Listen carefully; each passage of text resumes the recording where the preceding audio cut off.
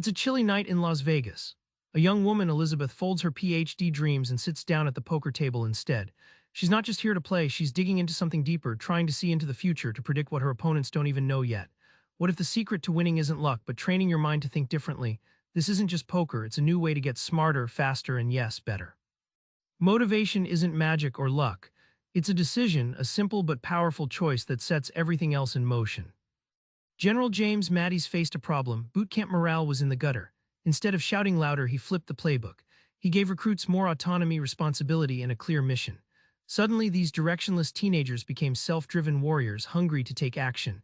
It was less about orders and more about choice, proving motivation blooms when you feel in control. Think of motivation as a car engine. You don't just need gas, the fuel, you need ignition, the spark that starts everything. That spark isn't external rewards, it's your mindset, your belief that the next move is yours to make.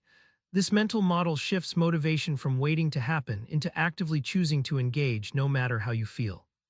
The payoff, those recruits transformed into Marines who didn't just follow orders, they took initiative in life-or-death situations. This shift shows, when you frame motivation as a choice you control, you unleash unstoppable momentum inside yourself and your team. So what makes some teams crack the code while others just chatter? It's not talent or IQ, it's how they talk, listen, and connect. Google's People Analytics team spent 4 years studying hundreds of teams. Their big surprise, who's on the team barely mattered. Instead, teams where everyone spoke equally, listened carefully, and showed genuine empathy produced way better ideas and results. It wasn't about stars shining alone, but about a constellation working in balance. Imagine a jazz band, each player talented, but the magic happens when they breathe and riff off each other, not just play solo. Team productivity springs from these interaction rhythms, the ebb and flow of conversation, trust, and psychological safety. This, not the sum of individual talents, moves the needle. Take Saturday Night Live, stuck in the ratings doldrums. Producers shifted focus from picking stars to shaping how cast members collaborated, trust, risk-taking, and shared responsibility bloomed. The show's revival wasn't a cast change, it was a culture change focused on how they worked together. Focus isn't just about paying attention, it's about weaving future scenarios into your thinking, seeing paths others miss.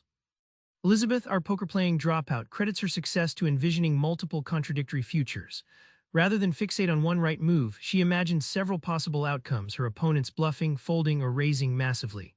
This mental rehearsal let her anticipate mistakes nobody else saw coming, turning the table into a chessboard where she was always 2 moves ahead. Think of this like playing a video game with branching paths. Instead of walking a single line, you explore every fork, every trap, every reward. Training your mind to juggle these futures is focus elevated, less laser beam, more nimble scout that sees around corners. The surprising payoff, this mindset doesn't just help at a poker table, it rewires your brain to spot opportunities and risks in everyday life, making your choices smarter, faster, and far better. So remember Elizabeth in Vegas folding her old life for a mental game changer. Like her, your productivity skyrockets when you choose to steer your motivation, tune how you connect with others, and sharpen your focus on possible futures. Tonight, try this. Before diving in, imagine 2 very different outcomes for your next big task. Watch how imagining shifts your decision-making from reactive to strategic. Subscribe for more book summaries like this one.